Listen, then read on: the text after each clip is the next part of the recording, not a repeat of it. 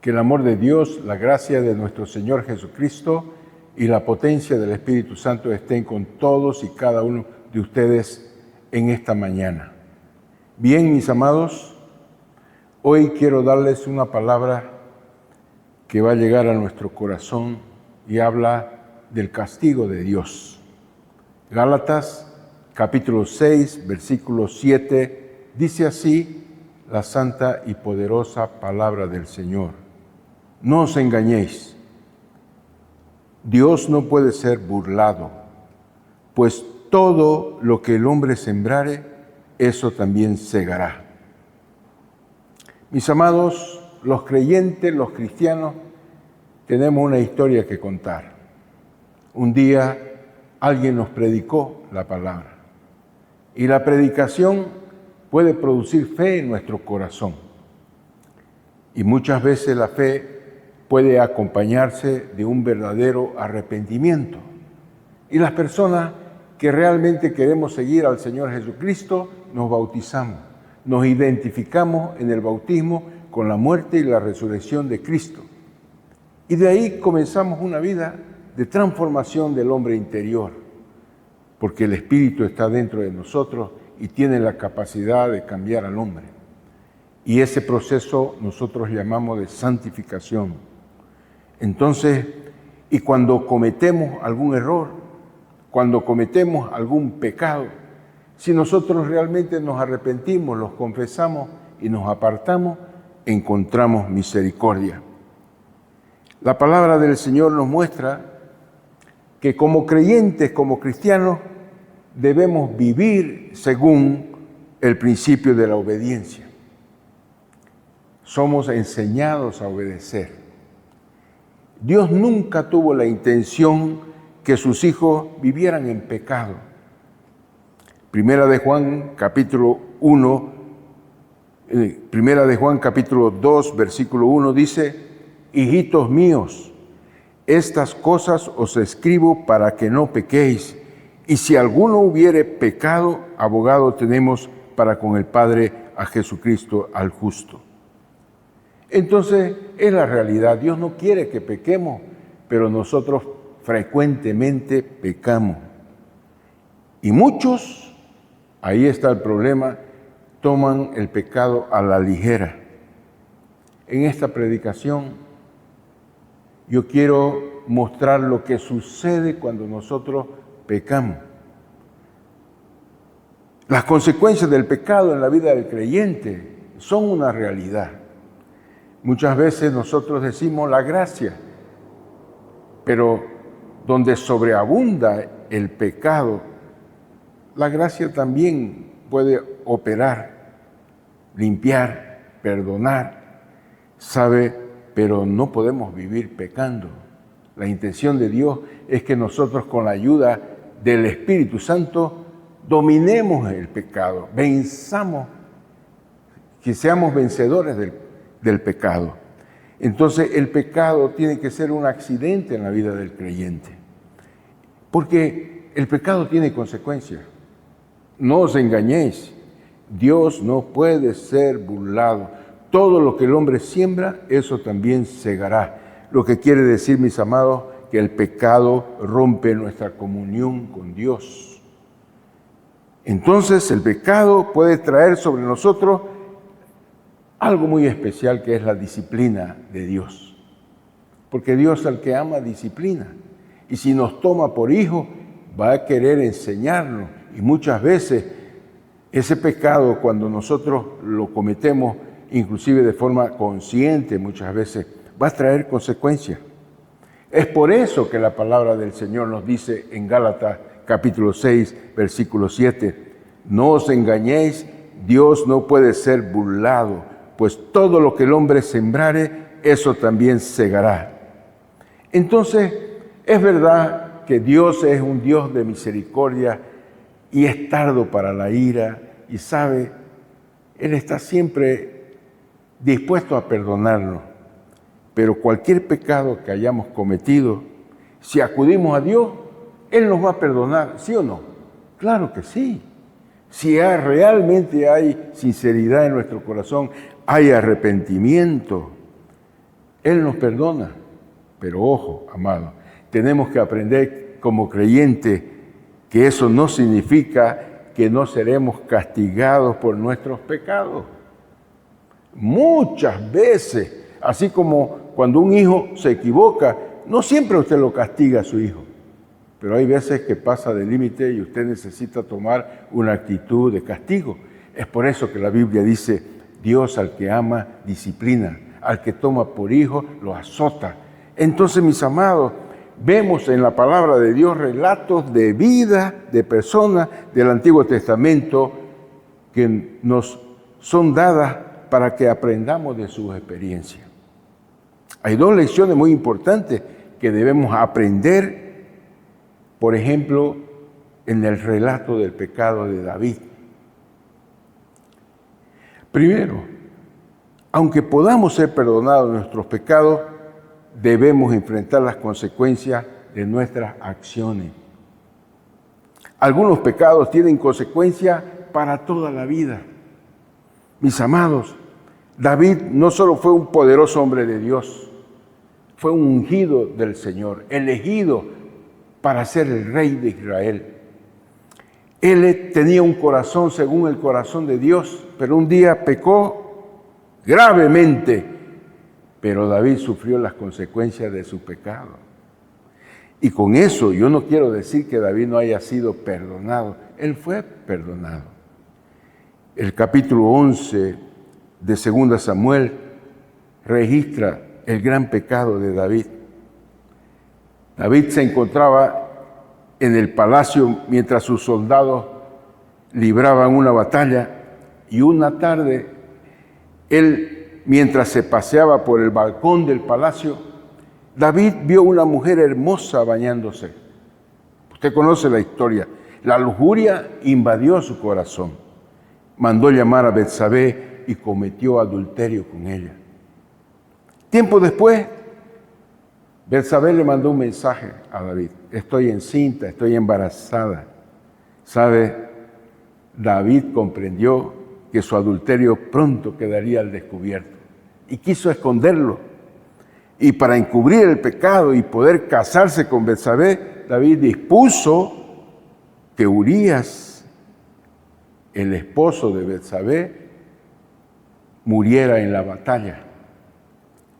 David pareció haber tenido éxito, porque cuando él estaba avanzando en la batalla, en lo más caluroso del combate, la retaguardia que defendía a Urías se retiró y lo dejó prácticamente a expensa del enemigo.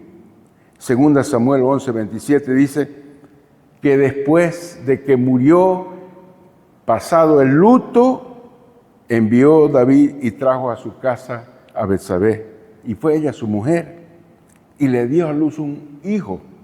Mas esto que David había hecho fue desagradable, dice la palabra, ante los ojos de Jehová. 2 Samuel 11:27, y pasado el luto, envió David y la trajo a su casa, y fue ella su mujer, y le dio a luz un hijo. Mas esto que David había hecho fue desagradable ante los ojos de Jehová. Dios envió al profeta Natán. Usted sabe, ya ha escuchado sobre el profeta Natán. Un hombre de Dios confrontó a David. Le dijo, había un hombre que tenía muchos corderos y otro que tenía uno. Y el que tenía todos quiso la corderita del otro. Y sabe, dijo David, eso es una injusticia. Ese hombre eres tú. Porque David tenía muchas mujeres y justamente codició la mujer de su prójimo. ¿Sabe, mis amados? David se arrepintió sinceramente.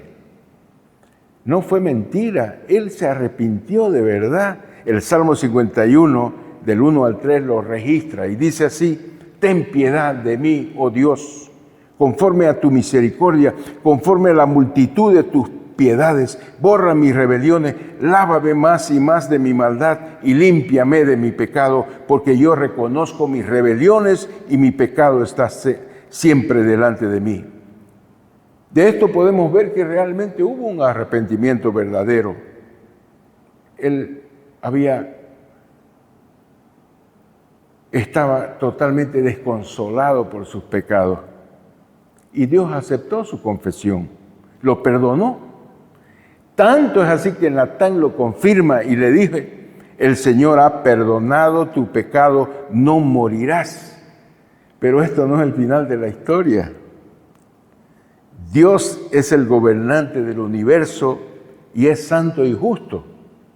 Y no puede pasar por alto nuestros pecados, ni fingir que los ignora.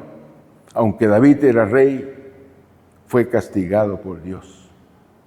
La Biblia dice que Dios no hace acepción de personas. Debido al pecado de David, dio a los enemigos de Dios la ocasión para blasfemar el nombre de Dios. Dijo Dios: nunca se apartará la espada de tu casa por cuanto me has despreciado. Son las palabras del Señor. Nunca se separará de tu casa la espada de tu casa por cuanto me has despreciado. Aunque Dios lo había perdonado, David tuvo que sufrir las consecuencias terrenales. El hijo que nació de Betsabé murió y uno de sus hijos fue asesinado. Otro hijo lideró una rebelión contra David y murió en batalla. En verdad, la espada nunca se separó de la vida de David, de la casa de David. ¿Qué podemos aprender con esto? Que aunque Dios muchas veces nos perdona, sufrimos las consecuencias del pecado. Tenemos que ser conscientes que la sobreabundante gracia está sobre nosotros porque no merecemos, pero tenemos que saber que el pecado tiene consecuencias. Algunas cosas que no debemos hacer. Un cristiano simplemente no puede permitirse el lujo de pecar conscientemente. No puede permitirse el lujo de tomar el pecado a la ligera. No, fue un resbalón. No, fue una cosa pasajera. Yo me voy a volver a Dios. Dios es bueno, Dios es misericordioso. Cuidado, porque el que abre demasiado la puerta está buscando su ruina. El camino es angosto. Y ese camino angosto es angosto porque la única entrada es la gracia a través de nuestro Señor Jesucristo, mas el camino es un camino de santidad, de renuncia, de muerte al yo, a morir a nuestra carne, a nuestras pasiones, a nuestros deseos, para poder permitir que el Espíritu Santo transforme nuestras vidas. Hay algunas cosas que no debemos hacer si queremos evitar consecuencias graves. Primero, no debemos pecar voluntariamente. Usted que sabe que la pornografía es dañosa y sigue insistiendo en la pornografía, cuidado, cuidado, cuidado, porque así como un padre se cansa que su hijo repita el mismo error, Dios también es un padre y no es carnal, es espiritual. Él nos disciplina por amor. Y sabe, David dijo: no nos ha tratado conforme a nuestros pecados, ni nos ha castigado conforme a nuestras iniquidades, porque como la altura de los cielos sobre la tierra, engrandeció su misericordia sobre los que le temen. David reconoció que Dios es muy misericordioso y sumamente paciente para con sus hijos. Pero la otra cara de la moneda, ¿cuál es? Si bien reconocemos que Dios es paciente, tolerante, Él es santo. Debemos comprender que un acto de desobediencia voluntaria puede tener consecuencias graves, de gran alcance para nuestra vida personal y nuestra vida familiar. ¿Sabe? Un testimonio desastroso les quiero contar. Un día un señor me dice: pastor, yo quiero que usted como médico también vaya a visitar a mi hijito que está en el hospital de niños. Está gravemente enfermo y yo sé que Dios tiene poder. Yo fui alentado por la fe del hombre, pero ese lado de médico miré la ficha y me doy cuenta entonces de que él tenía una síndrome de inmunodeficiencia estaba deprimido en su respuesta, porque de una infección urinaria pasaba una infección del pulmón, de una infección del pulmón tenía otra afección y estaba con infecciones de repetición. Entonces yo dije, ¿sabe? Tenemos que hacer un examen. El médico no pidió examen para ver el SIDA. No, doctor, pero yo creo que hay que hacerlo. Yo siento que hay que hacerlo. Entonces vino el resultado y ¿sabe qué dio? Positivo. ¿Y cuál es la historia? Este hombre no era promiscuo, pero en cierta oportunidad tuvo una relación con una prostituta. La sacó del cabaret y esa persona tenía SIDA. ¿Sabe? Era creyente, era cristiano. Tal vez confesó su pecado, estoy seguro que lo confesó. Y se arrepintió de él. Y las consecuencias devastadoras. No le estoy contando una película. ¿Sabe? Yo almorcé, cené con esa persona, tenté llevarlo, pero el peso del pecado fue tan grande y no miró la gracia, el amor de Dios.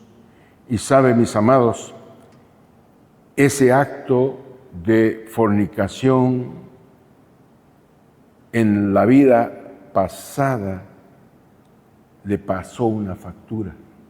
Muchas veces, hermanos amados, el pecado nos pasa la factura. ¿Sabe? Hay consecuencias, aunque muchas veces cuando viene la consecuencia tenemos que vivirla con gozo. Esa fue la situación del ladrón bueno, entre comillas, el malhechor que murió diferente del otro que lo acusaba. Él dijo, él no ha hecho ningún daño alguno. Él también dijo, acuérdate de mí cuando estés en tu reino. Él conocía la doctrina de la resurrección. Él tenía fe. Él había escuchado seguramente la predicación, porque la fe viene por el oír. Entonces, ¿había sido perdonado? Sí, porque Dios le dijo, hoy estarás conmigo en el paraíso. Pero la consecuencia la estaba pagando. Hasta el punto la estaba pagando que murió. Y muchos interpretan como un perdón en la última hora. No, yo tengo seguridad que ese ladrón era creyente. Es posible que sea bautizado. La Biblia no dice que fue bautizado, pero tampoco no dice que no fue bautizado. Y yo te quiero probar que en el Nuevo Testamento, las veces que las personas creían, se bautizaban inmediatamente. Esa es la historia de los 3,000 que escucharon el Evangelio. Se arrepintieron. ¿Sabe, mis amados? Primero, entonces, si usted conoce la Biblia, la palabra, no juegue con el pecado. Pídale ayuda al Espíritu Santo. Dios nos va a ayudar. Segundo, no debemos vivir la carne. Vivir según la carne es ceder a los deseos y apetitos que son naturales en nuestra vida. Somos malos. Hay cosas malas dentro de nosotros. Pero yo te quiero decir que Dios nos ha dado su Espíritu justamente para crucificar nuestra carne. Aquellos que son de Cristo han crucificado su carne con sus pasiones y deseos. Sansón es un ejemplo de consecuencia de vivir según la carne. Sansón fue elegido por Dios para ser libertador de su pueblo. Dios le concedió poderes, tenía una fuerza sobrenatural y habilidades especiales. Realizó muchas proezas. Pero Sansón tenía un problema, y es como decimos hoy vulgarmente, problema de falda. En aquel tiempo las mujeres no usaban falda, pero tenía problemas de lascivia, que eso también es un pecado muy común hoy en día. ¿Y sabe qué sucedió? No controló sus deseos carnales. Y Sansón mantuvo una relación inmoral con una mujer filistea llamada Dalila. Las acciones de Dalila mostraron que claramente no lo amaba al hombre y que quería entregarlo, quería traicionarlo. También él sabía que estaba haciendo mal y aún así continuó teniendo relaciones sexuales con Dalila. Sin duda, Dios habló al corazón de Sansón muchas veces sobre sus acciones. Finalmente, Dalila cumplió su plan. Lo entregó a Sansón en manos de los enemigos. Sansón pensó que podría usar su gran poder, pero ya no lo tenía. Sabe, el Señor lo había abandonado, porque el pecado nos separa de Dios. No es un asunto de que Dios es malo, no es que Dios no quiera extender su mano para ayudarnos, para salvarnos, pero nuestros pecados hacen barrera entre nosotros y Dios. Y nuestras iniquidades muchas veces hacen ocultar su rostro y Él no nos puede ayudar.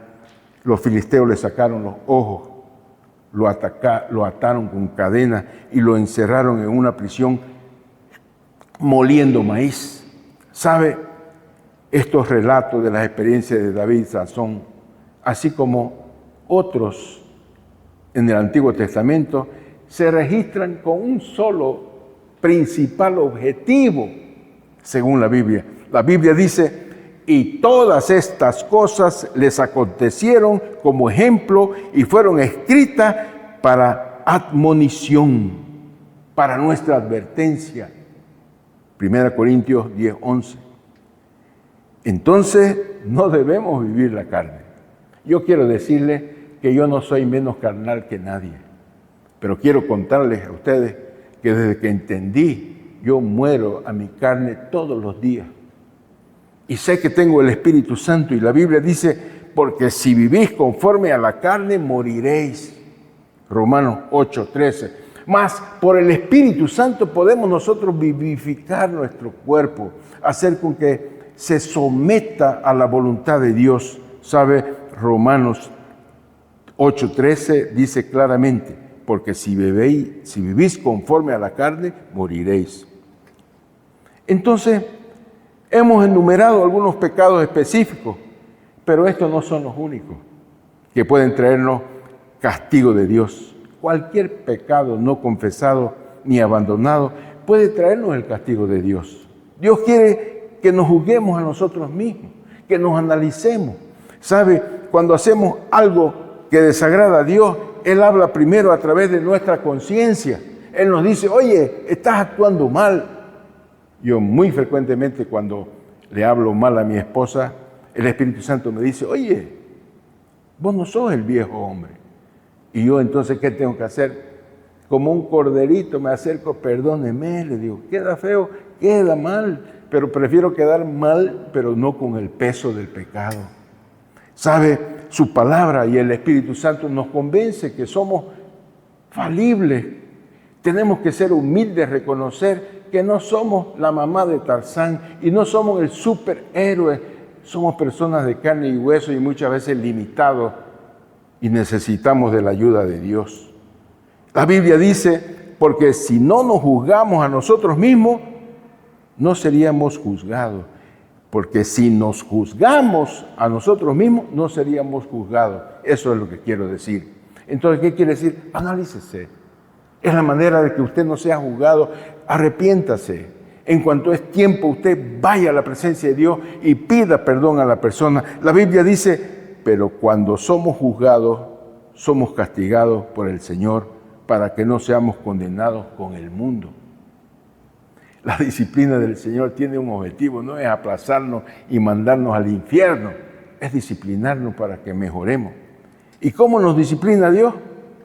Tiene muchas maneras de disciplinar a sus hijos. Puede traernos enfermedades, permitir que suframos accidentes, puede permitir que suframos pérdidas financieras, incluso pérdida de un ser querido.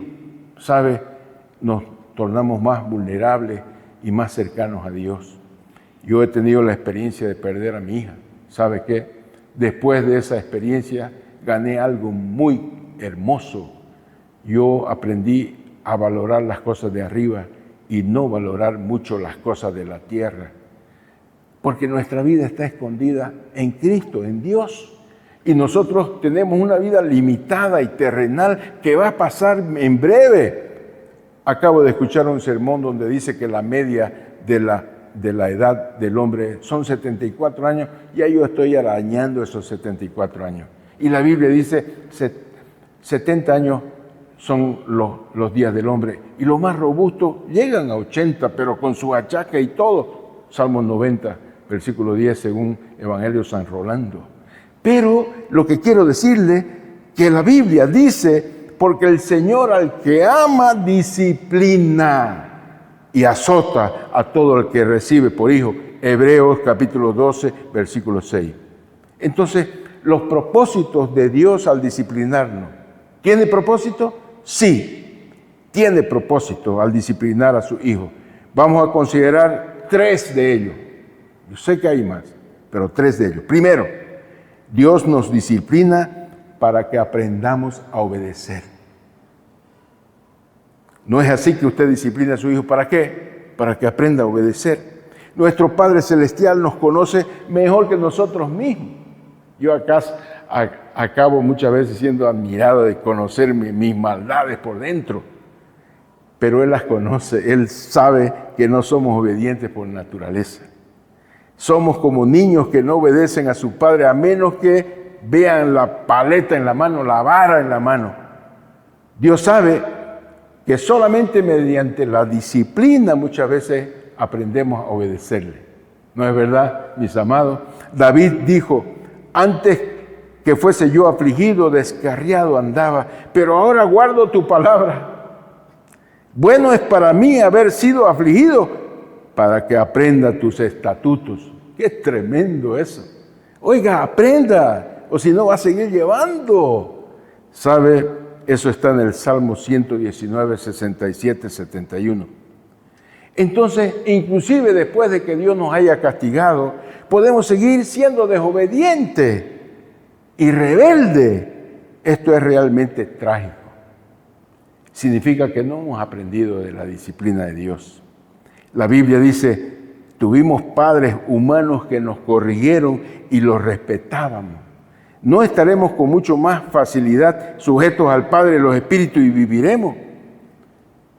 ¿Qué podemos aprender al estar de acuerdo con Dios rápidamente y decirle, Señor, tus juicios son verdaderos y justos, estoy dispuesto a someterme a ti? Eso está en Apocalipsis 16, versículo 7.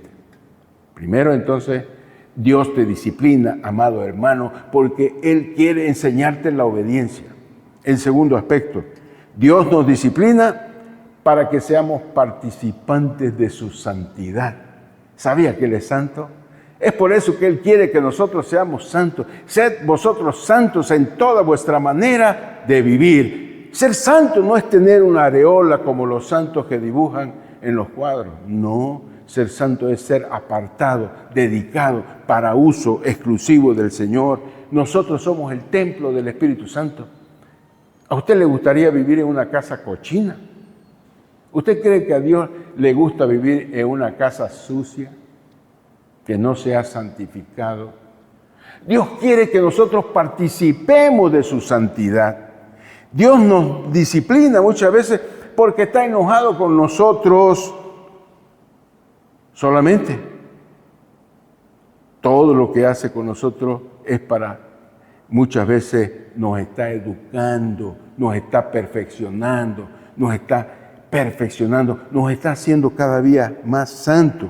La Biblia dice, porque ellos, nuestros padres humanos, ciertamente por pocos días nos disciplinaron como a ellos les parecía, pero Él, para que nos es provechoso, para que participemos de su santidad. Jesús es santo, el Padre es santo, el Espíritu Santo es santo. Entonces Hebreos 12:10 lo dice. Entonces debemos preguntarnos, ¿qué me está enseñando usted con esto, Señor? Cada disciplina debe llevarnos a aprender más sobre los caminos del Señor y a asemejarnos a Él. Dios quiere que usted sea parecido con Él. La tercera causa de la disciplina, Dios nos disciplina para que podamos dar honor a su nombre. ¿Sabe? Gracias al castigo y a la disciplina, David se convirtió en un hombre conforme al corazón. Su nombre figura en el capítulo 11 de Hebreos, el salón de la fama de Dios. Entonces está David, ¿y sabe quién más está? Sansón. está también. ¿Por qué? Porque ellos aprendieron. ¿Cómo aprendieron? Con disciplina. ¿Usted quiere aprender así? ¿O mejor quiere aprender a obedecer antes que venga la disciplina? Usted escoja. Pero Sansón se arrepintió de sus pecados y al morir destruyó más enemigos de Dios que en toda su vida.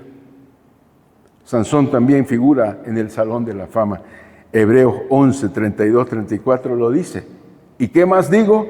Porque el tiempo me faltaría contando de Gedeón, de Barak, de Sansón, de Jefté, de David, así como de Samuel y de los profetas que por fe conquistaron reinos, hicieron justicia, alcanzaron promesas, taparon boca de leones, apagaron fuegos impetuosos, evitaron filo de espada, sacaron fuerzas de la debilidad, se hicieron fuertes en batalla, pusieron en fuga a ejércitos extranjeros. Dios nos disciplina y nos castiga para que nosotros podamos honrar su nombre. Por último, quiero decirte, mi amado, que Dios nos castiga para poder vindicar su nombre. Su nombre es santo y Él quiere que nosotros seamos santos. Si deshonramos su nombre, Dios nos castigará. Imagínense, este cristiano, es cristiano, dice muchas veces, y mira cómo peca, mira cómo hace. ¿Sabe, mis amados? Muchas veces la disciplina viene para que Dios diga, no tengo nada que ver con su pecado. Entonces, mis amados, seamos humildes, reconozcamos que nosotros no vamos a poder vencer ni siquiera a nosotros mismos, nuestra carne, si no tenemos la ayuda de Dios. Es por eso que la primera bienaventuranza dice, bienaventurados los pobres en espíritu, porque de ellos es el reino de los cielos. ¿Sabe qué significa eso? Bienaventurados los que son necesitados de Dios. Yo soy necesitado de Dios. Usted es necesitado de Dios. Por lo tanto, adoremos a Dios diciendo, Señor, acepto con gusto tu castigo en este asunto. Reconozco mi debido pecado. Con gusto lo haré saber a tu pueblo y al mundo y a Satanás que no tuviste nada que ver con esto, pero que es culpa mía. Cuando nos sometemos a la voluntad de Dios, Dios nos hace cada día más santos, más poderosos para vencer batallas, más poderosos para vencer nuestra propia naturaleza carnal. Todo cristiano debe tener una santa reverencia hacia Dios, porque el principio de la sabiduría es el temor a Jehová, es el temor de ofender la santidad de Dios. La Biblia dice, el temor del Señor es el principio de la sabiduría, Proverbios 9:10. Debemos decir entonces, Señor, ¿en qué me equivoqué? Tienes toda la razón en lo que hace. ¿Qué habría sido de mí si no me hubieras tratado? ¿Qué hiciera yo de mi vida sin tu ayuda, sin tu disciplina, sin tu amor, sin tu misericordia? Gracias, Padre. Gracias por cada una de las personas que ha escuchado este mensaje. Señor, que no se sienta abrumado por el peso del castigo del pecado, sino que sienta tu amor, tu abrazo, tu misericordia, pero que no tomemos a la ligera el pecado, porque el apóstol Pablo lo recomienda y lo dice, hasta ahora no habéis luchado hasta la sangre por vencer el pecado. Que nosotros seamos personas conscientes que debemos hacer de todo para no pecar y agradar al Señor en todo el tiempo. Que el Señor le bendiga y que este mensaje esté en su corazón. Amén, amén y amén. Tiempo de diezmos y ofrendas. Sin dejar lo uno, pero sin perder lo otro.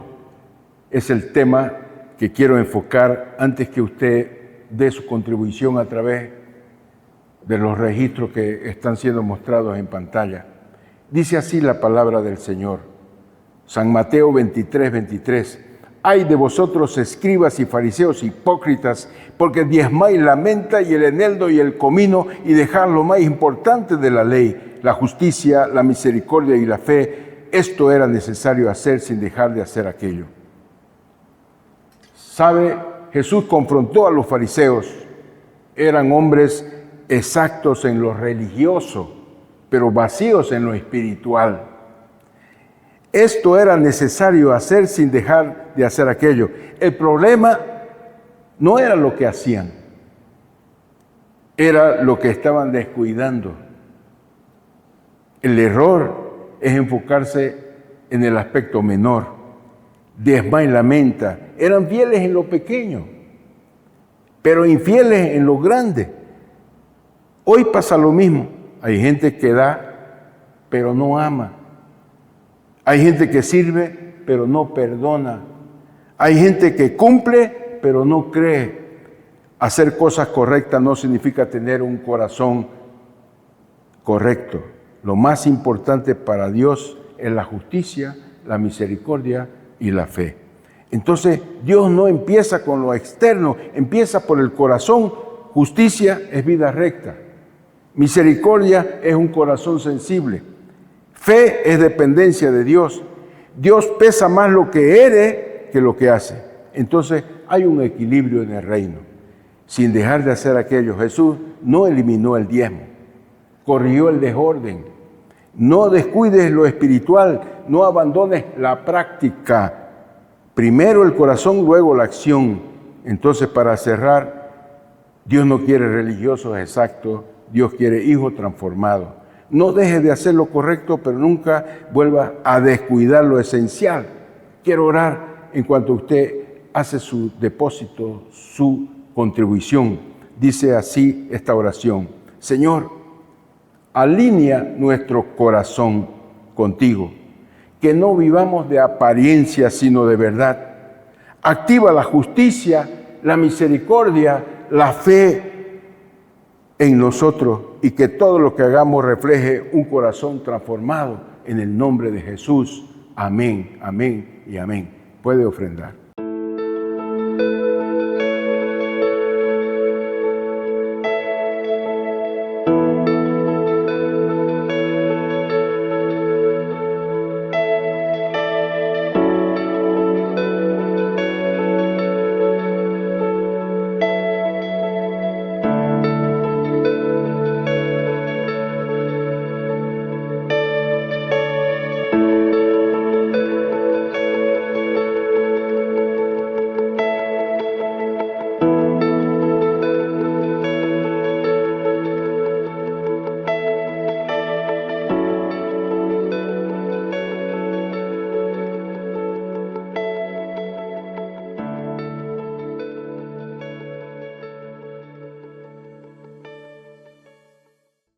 Amados, estamos terminando el culto. Antes de despedirme de todos los que nos ven, vote conscientemente. Mire usted que su voto no sea desperdiciado. Sepa y confíe que no dependemos de un gobernante, dependemos del Señor, pero el voto tiene que ser consciente. Que Dios lo ilumine y con fe vote, cumpla con su deber. Quiero presentarles la cápsula informativa y hasta la próxima. Que Dios los bendiga. Muchas gracias.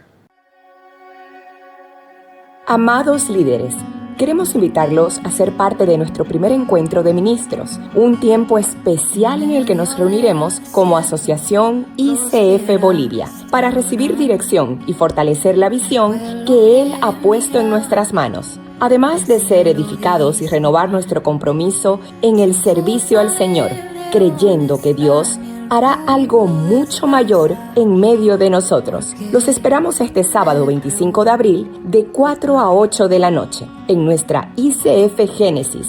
Para mayor información y para realizar su registro en el formulario, pueden comunicarse al número que aparece en pantalla. Será una bendición contar con su presencia. Amados hermanos, quiero decirles que cuando la iglesia ora unida, cosas poderosas suceden. Entonces, participe de esta reunión de oración, de ayuno y oración los días jueves a partir de las 2:30. Cuando oramos con fe, las cadenas se rompen, las puertas se abren, vemos la mano poderosa de Dios sobre las personas, sobre las vidas. Tal vez usted tenga alguna necesidad. Tal vez usted está pasando por un periodo crítico.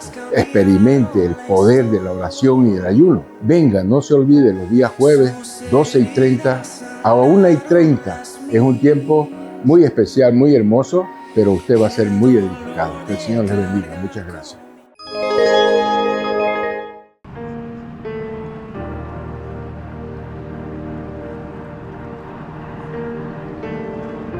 Hay días en los que la vida pesa más de lo que imaginamos y el silencio de la casa parece eterno. No porque falten palabras, sino porque las preocupaciones llenan cada pensamiento.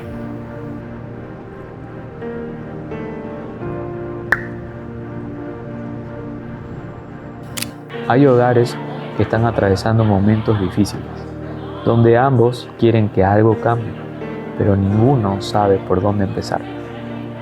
Y a veces, lo único que necesitan es encontrar nuevamente la esperanza.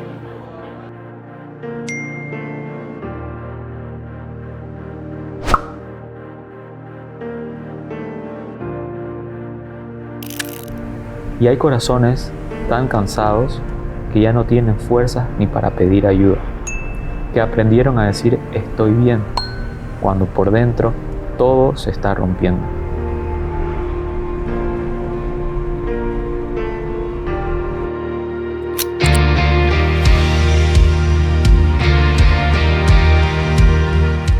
Tal vez para ti es solo un mensaje, tal vez son solo unas palabras escritas, pero para alguien más puede ser el comienzo de algo nuevo.